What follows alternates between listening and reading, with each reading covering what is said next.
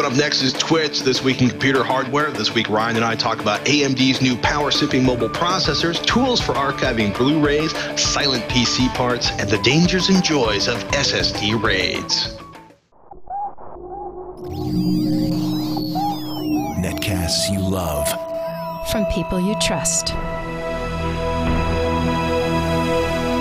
This is Twit. Bandwidth for Twitch is provided by Cachefly at CACHEFLY.com. This is Twitch, This Week in Computer Hardware, episode 96, recorded November 18th, 2010. SSDs can be anything. This episode of This Week in Computer Hardware is sponsored by the AARP Auto Insurance Program from the Hartford. Discover great rates, benefits, and service specifically designed for AARP members at aarp.thehartford.com/podcast. And by Carbonite Pro. With prices starting at $10 a month, all of your office PCs can be backed up safely and automatically. For a free trial and to learn more, visit carbonitepro.com. Welcome to Twitch, This Week in Computer Hardware. I'm Patrick Norton, joining as always the man, the myth, the legend, Mr. Shrout of PCPer.com. Are you there? Hello, hello. How are you? Good, man. Are you in Portland right now? I'm in Portland. Can you tell? It's not. Well, I'm in the hotel. It's not raining behind me, but it's raining outside. It's going to be raining for the next 7 days, and it's going to be like between 35 and 45 degrees. So it's wonderful. Wonderful to be in Portland. But isn't it like 15 in Columbus right now and snowing? I don't think we're getting any snow back home yet. It's just cold. Is you can't go anywhere without an umbrella here, I found out. So, unfortunately. It's a gracious. Go ahead. No, I was going to say, I found it out, unfortunately, by being out looking for a headset and then trying to walk back to the hotel. So And you got rained on. A little. So you got to carry around the umbrella like you're in England to just have that gracious feel to life. Your briefcase, your umbrella, your bowler hat. I got to ask, are you up there for Intel or? No, up here purely for recreation. UK basketball game, playing against Portland. Taking a kind of a guy's trip vacation out to the Northeast and just hanging out. So that doesn't mean we can't cover tech while I'm here for a good hour. So. Oh my goodness! I'm not pining for the Fjords, but I am pining for the SSD. I don't know if I think we talked about this last week or the week before. How I pulled the solid state drive out of my notebook and put it back into my PC.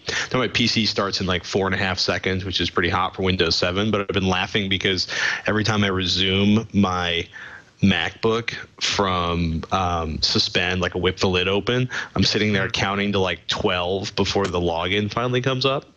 And it's been funny because, like, in terms of the apps, I don't do a lot of heavy computing on this notebook. It's primarily a lot of like, oh boy, here's another spreadsheet. Oh boy, here I am typing. Oh boy, I'm looking at a Flash video. So there's not a whole lot of stuff that taxes the performance of an SSD drive, but I'm actually really noticing it in brutal, painful ways on when I start the machine and when every time I close the lid and open the lid back up again. Yeah, I mean, it's one of those things. Once you have one, you take it away, and it's like all of a sudden you realize what you had before. The same thing happened to our video and audio editor. You know, his SSD died, and he went back to a standard hard drive for a couple of months. Finally, we got him a new SSD, and he's like, "How did I ever live without this?" Yeah. So it's definitely like that. I mean, we've pointed out time and time again that it doesn't matter what kind of hardware, but especially with solid-state drives, the longer you wait, the more you'll get for less money. But It was interesting. Intel, we were talking about this on TechZilla this week. Intel launched a new 120 gigabyte solid-state drive, and they dropped the prices on pretty much all the X25M drives, which got me nosing around. Is the 80 gig $199? No, the 40 gigabyte is $99. The 80 gigabyte is $199. The 120 gigabyte. Right. The PC Per article points out it's kind of in the sweet spot. $249. That's $2.08 a gigabyte, which is a pretty prime deal. And then the whopping 160 gigabyte drive is a healthy $2.59 a gigabyte, which ends up being $415, which is a lot of money for that.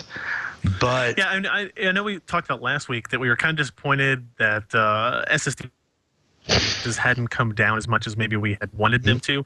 And I think it's just coming down so gradually that we're not noticing it. But if you go back and look at, this new 120 gig drive that sells for $2.08 per gigabyte based on the MSRP, and look at when these drives first launched, you'll see we're up at $350, $370 per gig. So we're talking, a good, 60, 75% price drop in that time span. So while it's maybe not as sudden as some other things, it's much more gradual. Yeah. I mean, the prices are coming down, and hopefully they're coming down enough that you're going to want to replace that standard drive in your MacBook. And it's actually, it's amazing how affordable it's getting, because I was looking at that as part of an article. Somebody's like, should I buy an SSD drive? Should I wait? And I was looking at Newegg.com. You go, Newegg, I'm over here. I'm clicking on SSD drives, and I think I saw over 100 drives that were under $200. Let's see, wow. Hard drives, SSD. You know how Newegg usually gives you the giant section of selectable, all the different things you can sort of today it's not giving it. Like at the high end, it would be like $200 for a OCC Vertex Turbo, $139 for OCC Agility 2, 60 gigabyte. It's amazing how many drives there are between $100 and $200. Samsung. Actually, have you seen any of the Samsung drives? Are they any good? 64. The Samsung controller is definitely not our favorite. We'll put it that way. Not awful, but they're not our favorite. Okay, because I was looking at that, like $139 for a 64 gigabyte drive is not bad, not great, but OCC Vertex 2 drives, 90 gigabytes for $185. There's just a huge number of drives out for not that much money. So where a year ago you were looking at $250 with tax to pick up a 40 gigabyte drive to put your operating system in your favorite 2 or 3 applications, you're starting to get a little bit more breathing room, and there are a lot of options under $200. It's starting to look like a really attractive upgrade if you like sort of a kick in the pants for your machine, especially if you turn your machine on and off a lot. I think it's you're right. Like with a laptop, it's one of those things that if you're closing the lid, if you're putting it, I guess in Windows we'll say suspend versus hibernate. Suspend is where it keeps power on. Hibernate is where it copies everything from memory to the hard drive, and then when you resume it, it takes everything from the hard drive back to memory.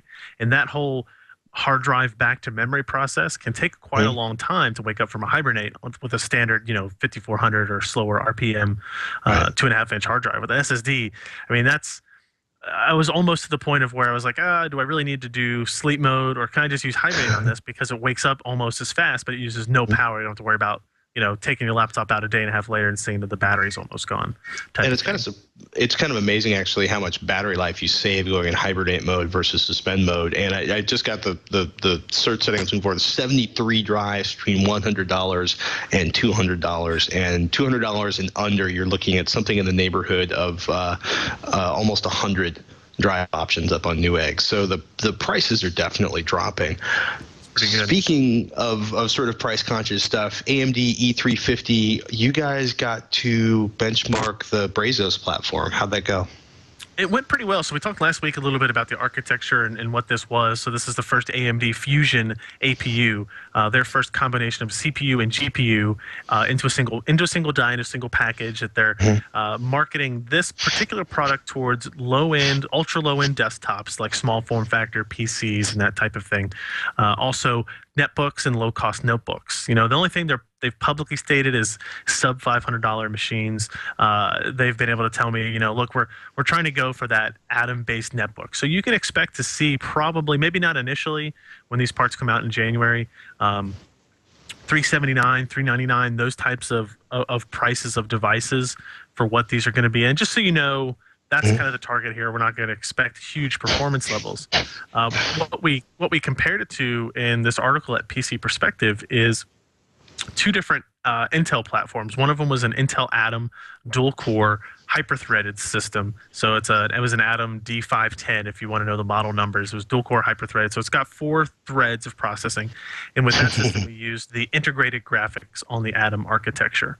The other system, we went kind of with the upper end of what Intel's offering in these types of solutions, and it was an Intel Celeron CULV part, which is actually like a Core 2 type architecture part running at 1.2 gigahertz, so a pretty low frequency, but dual core plus the NVIDIA Ion chipset. The NVIDIA Ion chipset's kind of like what we all assume it makes a netbook or a small form factor PC like this, worth a damn, essentially, right? We all kind of assume, graphics power on the Atom is not going to be good. If you want to do anything, you'll need NVIDIA Ion. So we kind of wanted to compare it against these two things. And in general, what we found was the new Bobcat architecture on the Zacate Brazos platform, whatever you want to call it, the E350, runs at 1.6 gigahertz. The CPU performance is close to the dual-core CULV part from Intel. Not quite as fast in most of the benchmarks. In a couple of them, it's tied or maybe just slightly above. But there are a couple of instances where, the performance of the Celeron CULV part is a little bit above what the Bobcat cores are able to do. But what's interesting is what the graphics side does. And in that area, the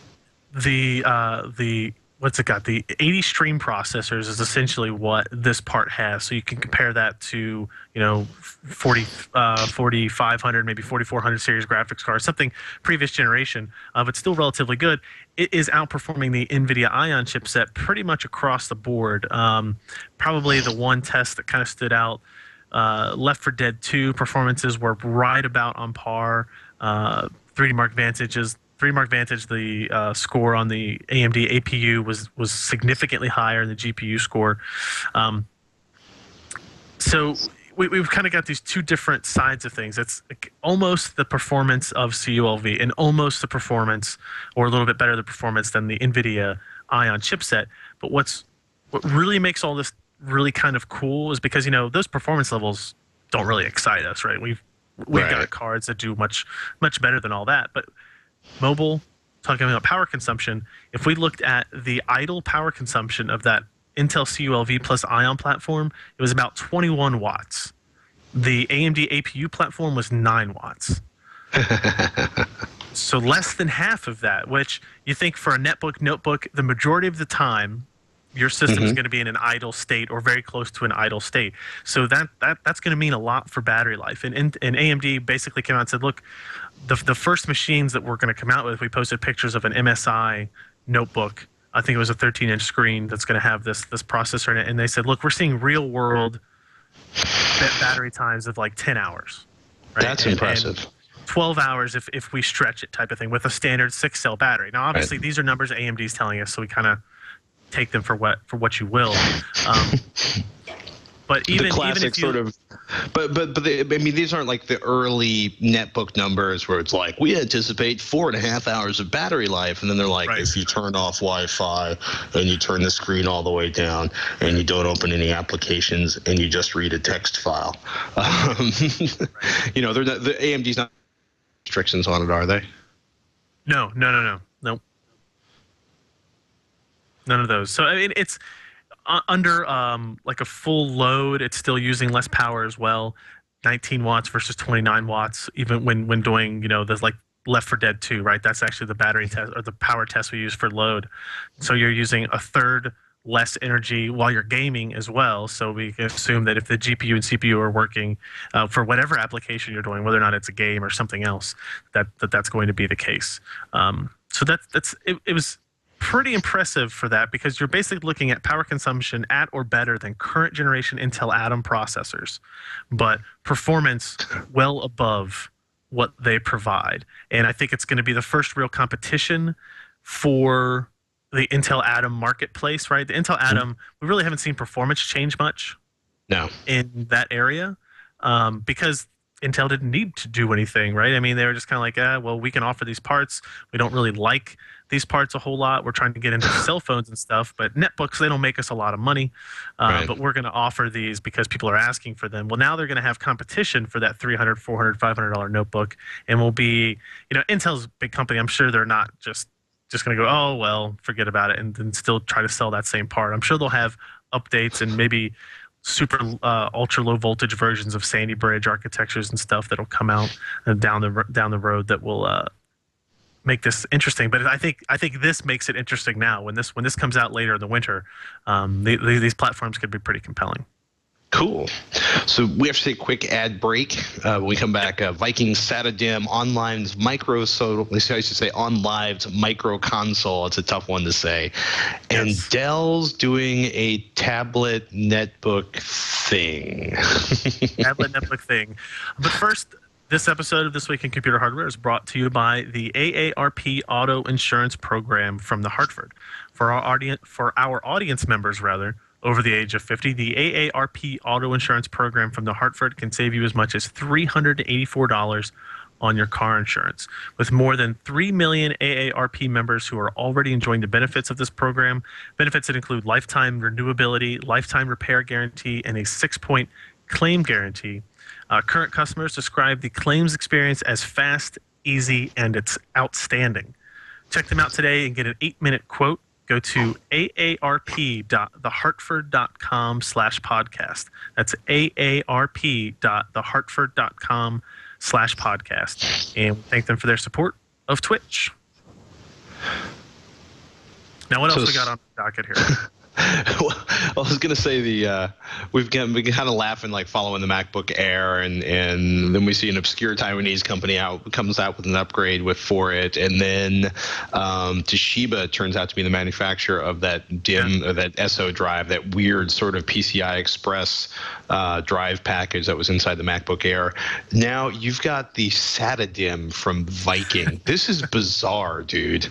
It really came out of left field for us. Our storage guy, Alan Malventano, got sent one of these, and it's a SATA DIM, and it's pretty much exactly what it sounds like, only not as cool as you might think it is just by thinking what it is. So it's basically a solid-state drive in the form factor of a DDR memory stick.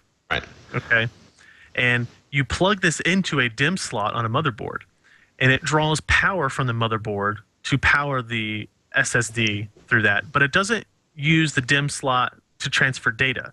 Instead, it has a SATA port on the PCB of that DIM module, so to speak, right? That you then run a standard SATA cable to whatever controller, motherboard controller or external RAID card, those types of things that you want. So it's not. It's actually identical in performance to other SandForce SSDs we have seen before, but it's a very interesting type take on the form factor for this.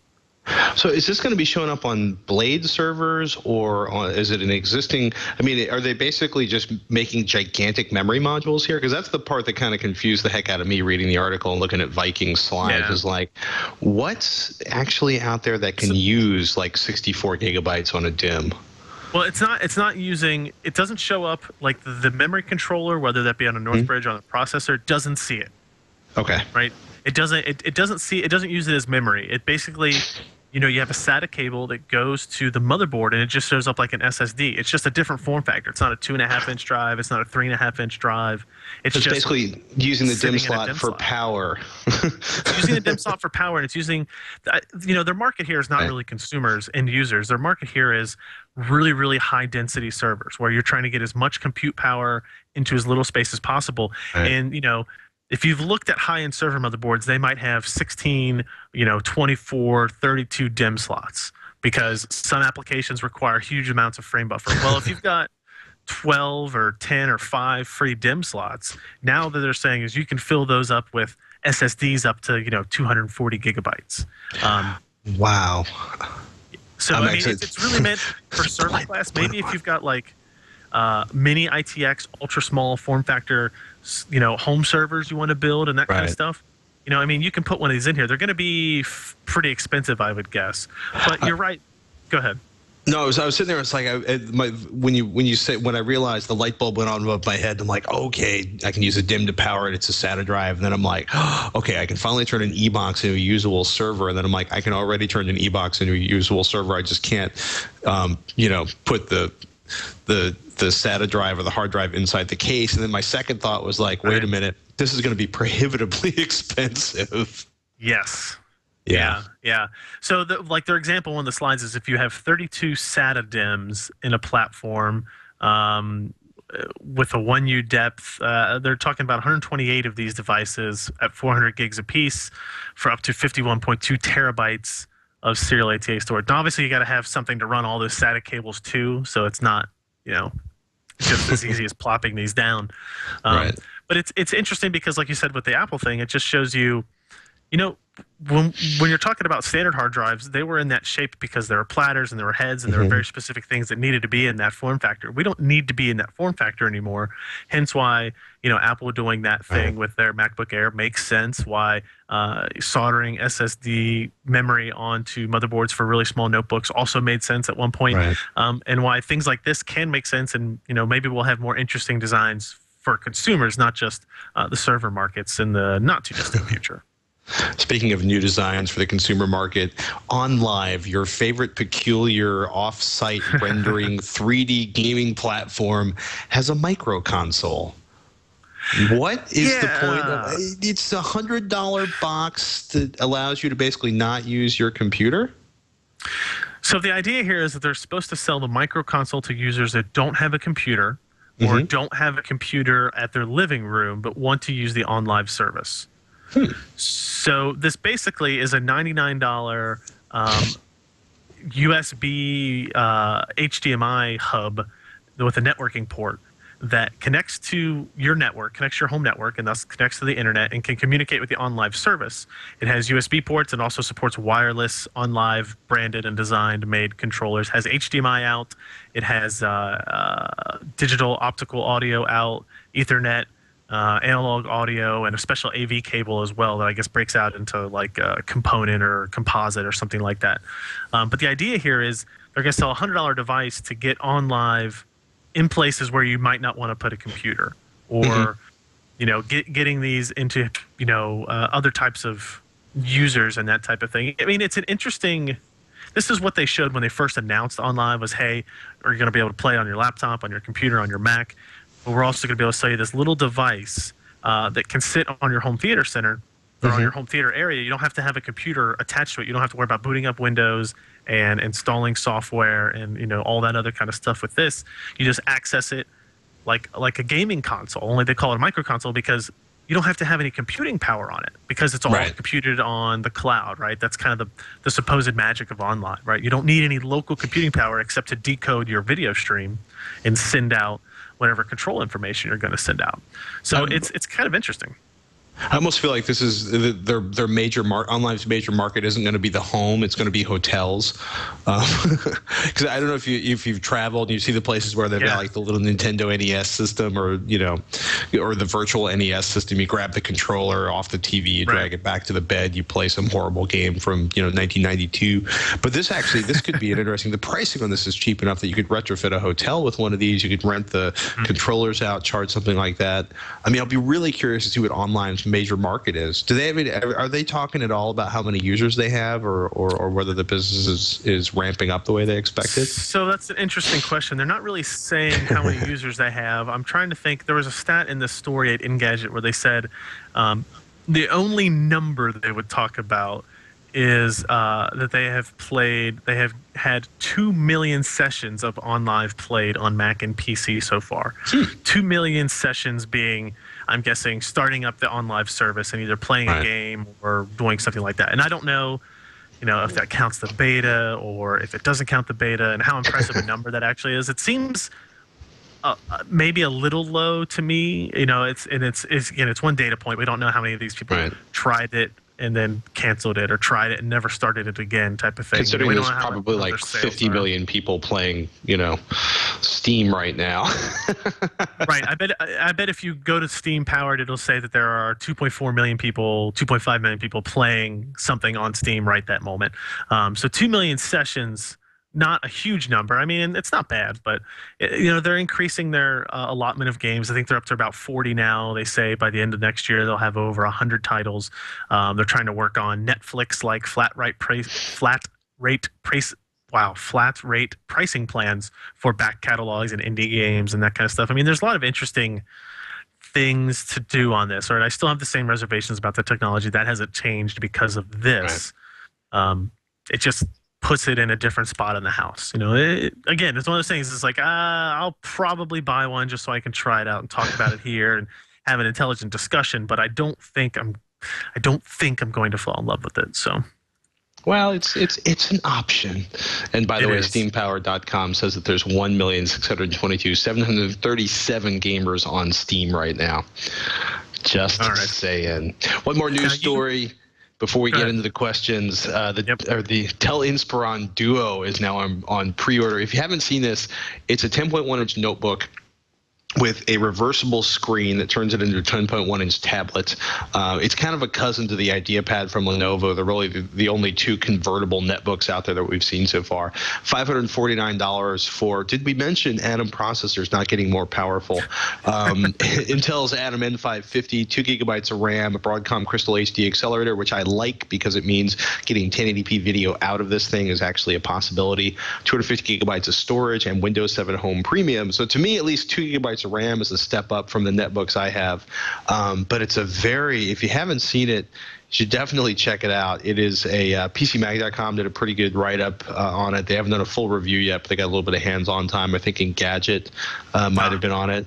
But yeah, a lot of people were like, it's really funny because I can, the screen literally rotates inside. There's kind of like a bezel, and then the screen rotates one way or the other. And I have this vision of my toddler flipping that thing around just to see how fast it'll go. As fast as you could go, yeah. But at least it's, it's a decent, like, 5400 RPM hard drive, 250 gigabytes is pretty dense, 320 gigabytes, 7200 RPM option on that one. And a 7-in-1 card reader, which is actually pretty cool. No, excuse me, the dock has a 7-in-1 card reader, Ethernet and USB. But that one, I just thought it was kind of fascinating to see. Part of me is like, this is a really interesting design, and part of me is like, is this the last gasp of the netbook? But the tablet design, kind of really interesting. If you take a look at it, the sort of the oversimplified operating system they have for that, which could be a really nice little media player to tuck in a corner of your house. Yeah, I tell you what, I've been playing with. Well, it's just like, I feel like I want one or the other. I can't imagine a time. Well, I don't want to say when I would actually want it, but I've been playing with the Galaxy tablet off and on for the last few days, and kind of really come to like the form factor of that. Even again, our editor who's, not an Apple fanboy or anything like that, but he uses a lot of Apple products. He says, I can definitely see the use of a 7-inch tablet versus a 10-inch tablet like the iPad. So I'm not sure, how useful a tablet of that size is going to be, because it's going to be thicker, it's going to be heavier, it's going to be lower battery life, all that kind of stuff. I don't know if it's going to come off of being like just a kind of a gimmick type of thing. Well, I could also point out that part of the reason you want one or the other is because you have one of everything.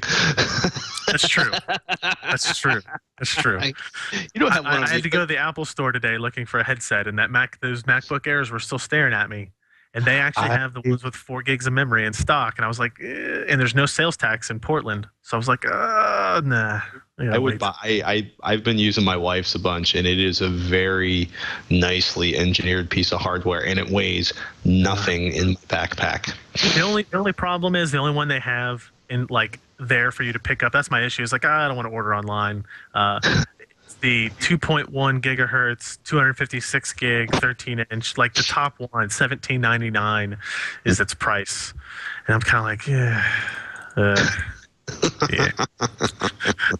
Anyway, let's see. Before we get into our emails, we want to thank our second sponsor of today's podcast. That would be Carbonite Pro. Carbonite Pro backs up all of the PCs in your business automatically whenever they're connected to the internet. It's safe. Your files are encrypted before they leave your computer for maximum security. It's easy to use, whether you're a computer novice or a full-fledged techie. It's automatic. Carbonite backs up your files automatically whenever you are online. It's affordable. Prices starting at just $10 a month, and you only pay for the amount of backup you actually need. And it's one account with one monthly bill, which should simplify things for just about everybody. Carbonite Pro gives you a centralized dashboard to give you or your administrator or whoever wants to be in charge of this a backup status summary of all the computers in your business. If there's ever a data loss problem, each employee can access their own backup files themselves.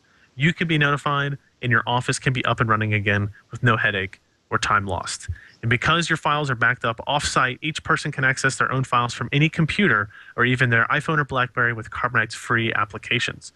All of this means you can focus on growing your business and leave the backup to Carbonite Pro. Now, they're going to let you try this service for 30 days free. All you have to do is go to carbonitepro.com. No offer code or anything like that.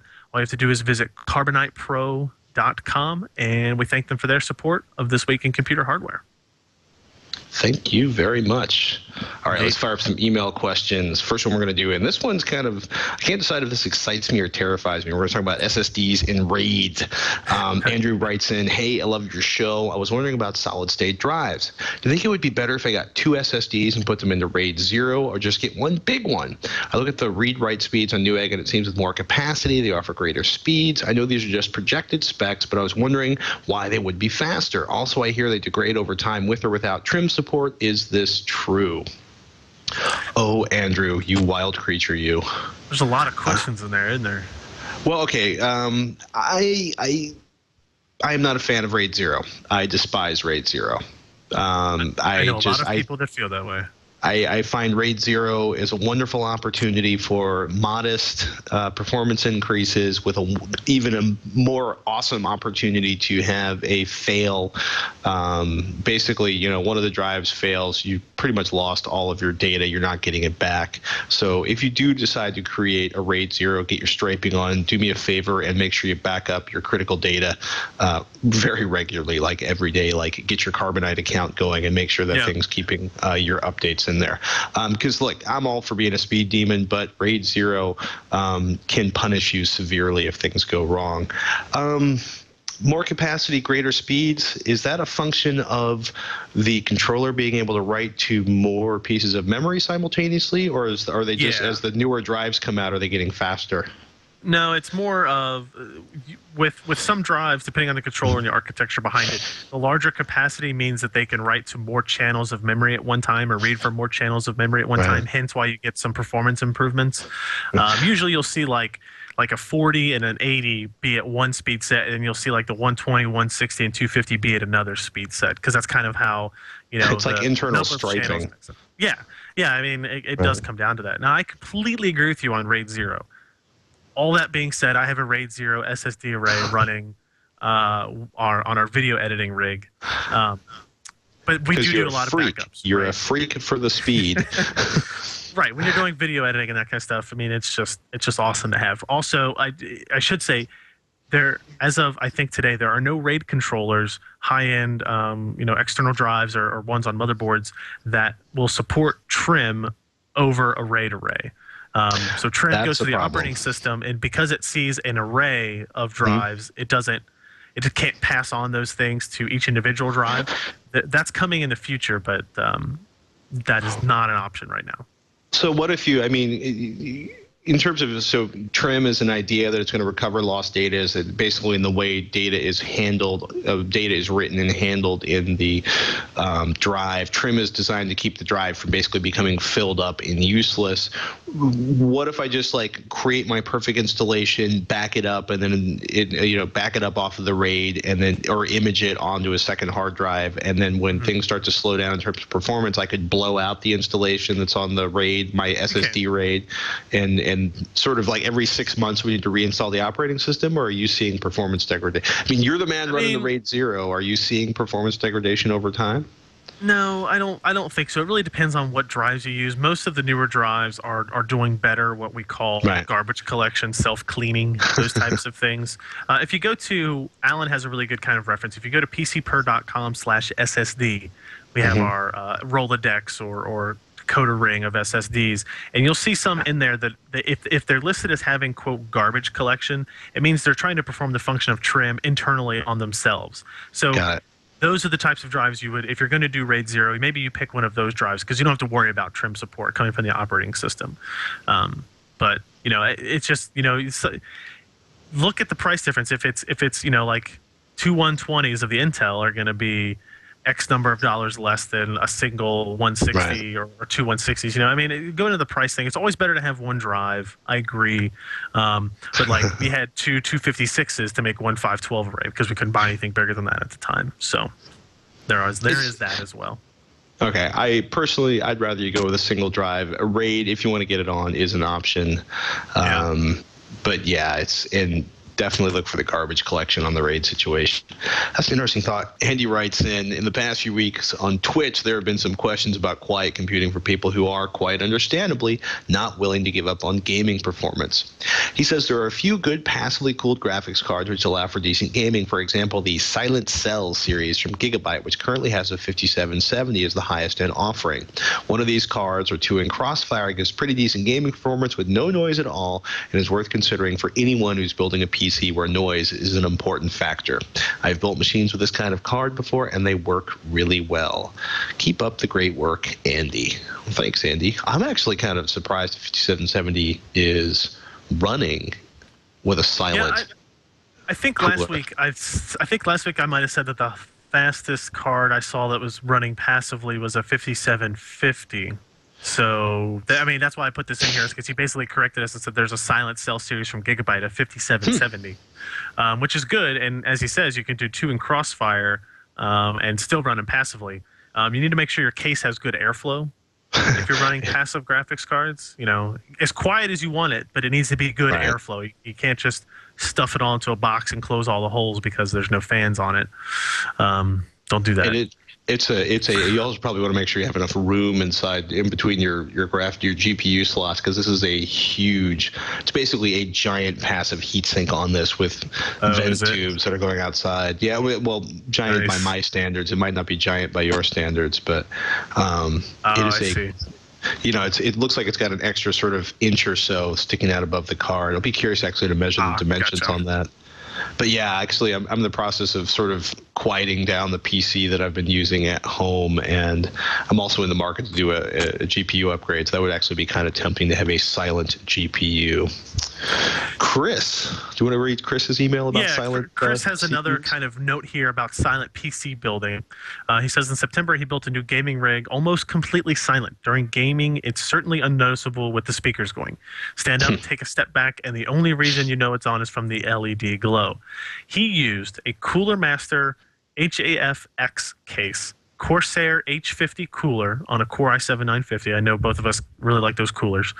A Radeon or a Sapphire Radeon HD 5870 with their Vapor X cooler, which is uses vapor chamber cooling so that the fans can spin at lower speeds and still keep the GPU cool. That's a 5870, so it's not going to be silent like the passive 5870 that Andy mentioned, but it's going to be pretty quiet. And then he has a PC power and cooling 750-watt silencer power supply, so I assume that means that it's nearly silent. If its name is silencer, kind of makes sense.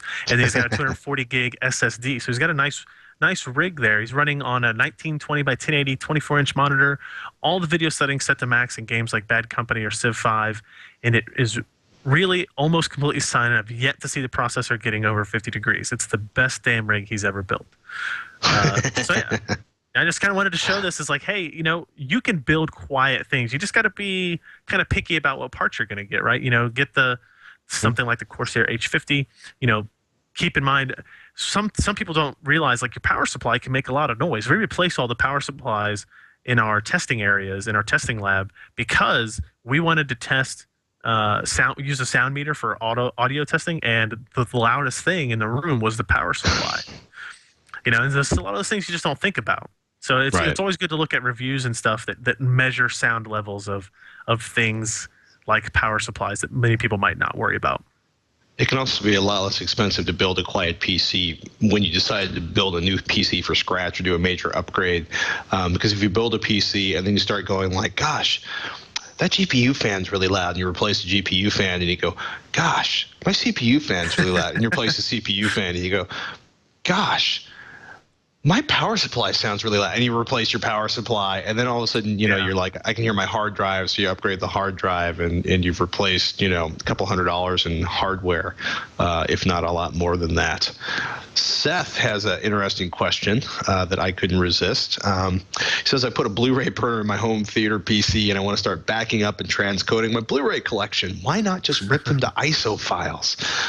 You probably would need a gigantic offline storage system for that, like a NAS box, but it's only like 30 to 50 gigabytes per movie. He says, I intend on turning them into MKV files, but I was wondering if you guys know of any really good software to use. I've ripped DVDs before, but never Blu-rays, and I've heard that some of the software out there will allow you to use your GPU to accelerate transcoding. Probably not any of the. Here's the deal, dude, right? You know, you can I can use my GPU to accelerate my decoding, and it's like, well, you can use your GPU to accelerate encoding of legal files, but most of the software designed to allow you to accelerate the transcoding of files that you've ripped off of a DVD or Blu-ray after you've bypassed the copy protection, which is closely guarded in the United States by the Digital Millennium Copyright Act. The companies that sort of hold the keys to the tools for those maybe tend not to be real, kind of like, hey, you know, go ahead and take our unbelievably cool technology and use it to pirate copies, pirate content so we can be sued by Hollywood. Long story short is yes, there are certainly tools to accelerate encoding, but they're still mostly really tied to stuff that's available from the manufacturers. Feel free to email me with your 10,000 applications that are not closely aligned to the manufacturers. I have one tool that I have tested. I haven't tested with Blu-rays, but we've done it with DVDs. Right. It's called Media Espresso. It's from Cyberlink. I haven't touched that in a long time. Cyberlink's actually got some interesting stuff going on these days. Yeah, so they say they can import formats of MKV, and then it lists a whole bunch of other ones. I just remember seeing the MKV there, but it does M2T, M2TS, MTS. So a lot of let's say file formats that might be associated with unruly activities. Right, and it does support ATI and NVIDIA GPU acceleration for this transcode process. I'm not 100% sure that it would work, but it's definitely worth downloading the free demo for this. I mean, it's only a $40 application anyway, so download the demo, see if it will. The illegal part here is the questionably illegal part is getting the content to your hard drive. Well, here's the thing: transcoding it is different. If there's copy protection on the Blu-ray, and almost invariably Blu-ray discs there is copy protection. If you're talking about like a major movie or a, something that's been on television on any of the main channels, it's on there. So the primary transcoding goes on in there when you take like the H.264, MPEG-4 AVC or the VC1 file off of the Blu-ray, and then you want to transcode it and probably significantly compress it. It's because you're literally talking about huge files. Like it's easy to have a 30, 40 gigabyte file. 20 to 30 gigabytes pretty typical. Seth uses any DVD HD to rip, which is pretty awesome. It doesn't have any software to transcode. Ripping to ISO is an option for Blu-ray if you have a big drive or if you build a NAS drive, which is what several friends of mine have done. They've archived their Blu-rays to the NAS, and they have the access to them over their home theater PCs, which is really convenient, and you get all of the quality of the original Blu-ray. And sometimes if you have an older Blu-ray drive in your PC, it boots up faster. Yeah. If you don't want to spend the money for any DVD HD, and personally I think any DVD HD is absolutely worth the money, DVD Fab HD Decryptor has a free version you can download. I'm a big fan of Handbrake, which allows you to do a ton of different transcoding options. Maximum PC did a really good guide. They call it the last DVD, a Blu-ray ripping guide you'll ever need. They used RipBot 264 for their Blu-ray stuff, and a lot of people love Xvid for PSP. I don't make a lot of MKV files, Matroska files, although I think in a lot of ways MKV files are the future because they allow you to assemble so many disparate elements. I use it constantly. The little words show up on the screen. That is subtitles. How's that? Thank you very much. Closed captioning. You can drop in closed captioning. You can drop in multiple soundtracks for different languages. You can put a ton of fascinating stuff inside an MKV file. So I'm going to toss this out to the Twitch audience. Email us if you have a particularly favorite way to transcode, H.264 or VC1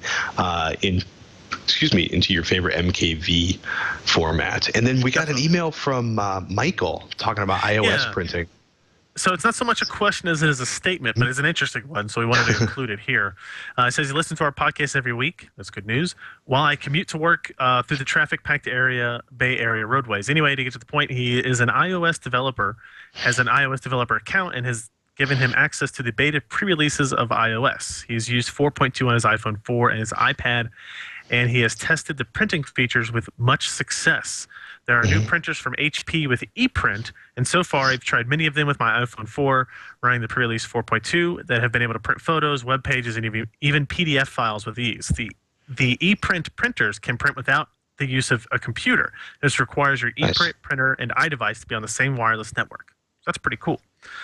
Even if you don't want to buy a new printer, you can still print with iOS 4.2, but there is a catch. The catch is that a future version of iTunes that's not out yet will support what Apple calls AirPrint, and you can share a printer from your computer, and it will print to your shared printer, but that it will require that your computer is on, connected to the same network, all that kind of stuff. He said he tested that on both his Wi-Fi printer and his USB printer shared, and it worked flawlessly. So I know we mentioned iPad printing last week, so I just kind of wanted to put that clarification in there since Michael sent that in. It was pretty good. Yeah, and if you have a Canon, you can check out Canon's Easy Photo Print for iPhone. HP's got iPrint Photo, and if you don't mind spending money, there's still AirSharing HD, which I think still costs $10, which is kind of pricey. Right. Ryan, you have a basketball game you attend, am I correct? Yes, I'm going to go to the Portland Trail Blazers game tonight, which is in a half an hour. And then tomorrow we have the University of Kentucky playing Portland. So you can look for me on TV at both of those games. But don't hold it against me, whatever I'm going to be doing. As long as you don't show up naked, painted blue, or whatever the color of the Kentucky team is. All right, folks, this is Twitch, This Week in Computer Hardware. We're going to call it a week. Do us a favor, email us. Ryan, what is the email address? twitch@twit.tv. Easy to get to. PCPer.com is Mr. Shrout's website. You can find me now. Techzilla 2 times a week. We're doing 2 episodes of Techzilla a week. We've folded HD Nation inside of Techzilla. But we got more computing coming at you. And we did our Boxy Box review this week. So if you've been waiting to see what the hardware version of the super popular open source application is like, do me a favor and go to Techzilla.com and check that one out. PCPer.com has an amazing collection of hardware resources, including everything we talked about today is going to be up there, except for the news stories about the Dell, because Ryan doesn't like the Dell convertible pad. hey, we won't hold that against me quite yet. I'm sure we'll have lots of that stuff from CES. Oh, man. I'm Patrick Norton. I'm Ryan Shrout. We'll see you next week on Twitch.